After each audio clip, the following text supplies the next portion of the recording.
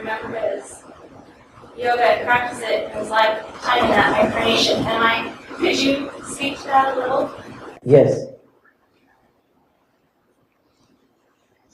Now I'm in a dilemma. Dilemma. How do you say it? How do you say it in American? Dilemma? Dilemma? How do you say it? Dilemma. Dilemma. You see, to answer your question simply, Lahiri Mahasaya knew all along from his birth, when he covered himself in the sands and only his neck was out and he went into deep samadhi, he knew all along his mission and work. He was totally enlightened from birth. From his birth he was a fully enlightened, not a siddha but an avatar. But Babaji deliberately kept the veil of Maya upon his sight till he was his late 30s or 40s. This was because to bring down such a lofty soul would otherwise have been an impossible thing to do. And because such a lofty soul, an avataric soul, was to be brought down, he hid this fact with the veil of Maya. This keeping away the information or the knowledge from him was deliberately done by the great Babaji.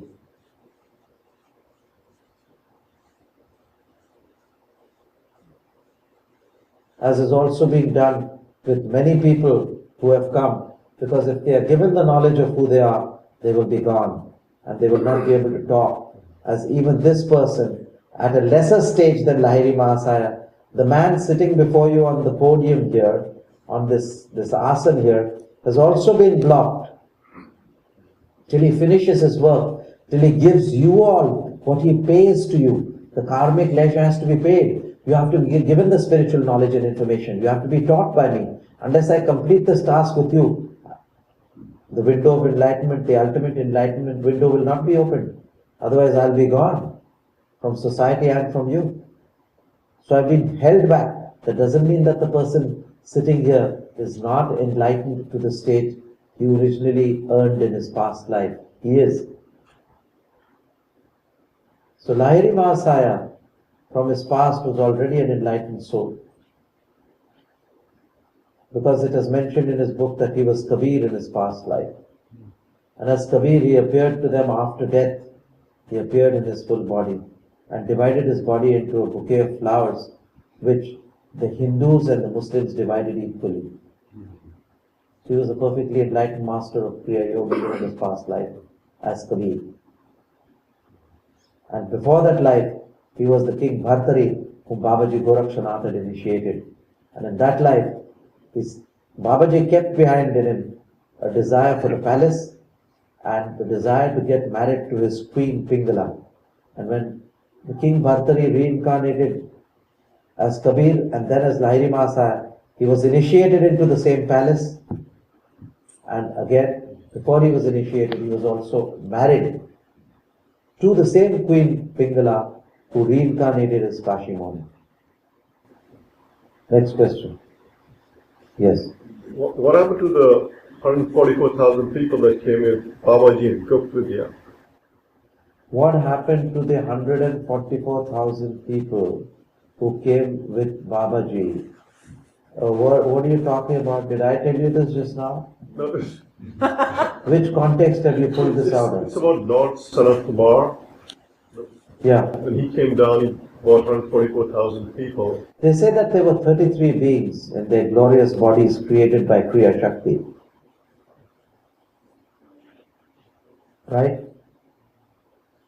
And Sanath Kumar is still here. You see, there are three realms. He is overshadowing the whole planet and this whole cosmos. So in his cosmic form, he is the endless, unborn and undying. In his cosmic form, he is the isness of the zero not zero, incomprehensible beyond the comprehension of both mortals and the demigods. Then he has a celestial form. The celestial form, his body he takes on. And then he has a terrestrial form. So he's always here. And he can change his bodies, the terrestrial, the celestial, and the cosmic. Okay? So he's still here. If not in the terrestrial, he's still in the celestial. If not in the celestial, he's still in the cosmic form. But he can transmit from one aspect to the other dimension with great facility and ease. So Babaji and Sanath Kumar has not gone anywhere. He is still overshadowing humanity. And perhaps it is he who's clearing up the garbage and the muck on this little planet Earth by making them fight it out, pay out their karmic dues, and then cleaning up the whole process. When a messenger of his shall come, when I would say a divine assistant of his, or a colleague, a junior colleague of his, who is another avatar called the Kalki Maitreya, who will come and wipe out the negativity from this earth to restore righteousness and peace thereon. Right? So they are all there working. How do you know that the people sitting here are not amongst the 144 who came? As you go lower down the ladder, we are also connected to those 144. They are our star angels, our star souls, our guides. So right from the top, they have the stars, the cosmic beings, the star angels and the souls, the Elohim. Then they come down right up to then they have the guides. Then they have you. And we are working, and that's how we connect. That's how we take this whole planet into the brave new world, into a greater dimension and a spiritual hierarchy,